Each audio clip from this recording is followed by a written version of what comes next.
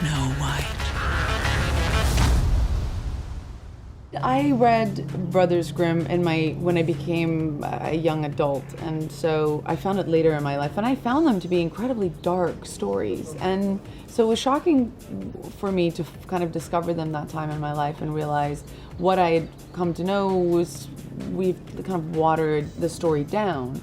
And I think we've gone back to maybe some of those original ideas behind the story and thematically stayed true to what I think their intent was, but brought it back to a more darker tone. I had no problem with that. I like that stuff. I love her tenacity. She comes to work and she's really excited to be there, and that to me says this is someone who really truly loves her job and wants to push the envelope. I love how absolutely focused she is on the stuff that matters and not on the stuff that doesn't. Very iconic character. The challenge was how do you take that, turn it on its head a little bit so that people can enjoy it and it doesn't feel like a regurgitated story. It feels like, and also I think the potential that the story had. I think all of us felt like the story lent itself to that kind of exploration.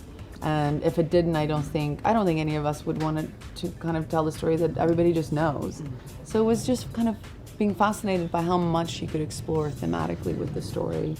And then obviously the visual of it is, I've never been a part of anything visually this extravagant and amazing and fantastical, and the special effects on this and the set pieces and how epic and big in scale this is. Like all of that for me was a huge plus. I was like, you want me to come and be in my own castle? Sure. Once you have that hair done and that makeup done and you put that costume on, it's impossible not to embody that character. I don't think I would have wanted to play her if I didn't feel like we could ground her in some reality. And Rupert, he was obsessed with that, and so I was very excited to do that with him, that work with him, because I work like that, and I'm really driven by, if it doesn't make sense to me, I don't know how to play it.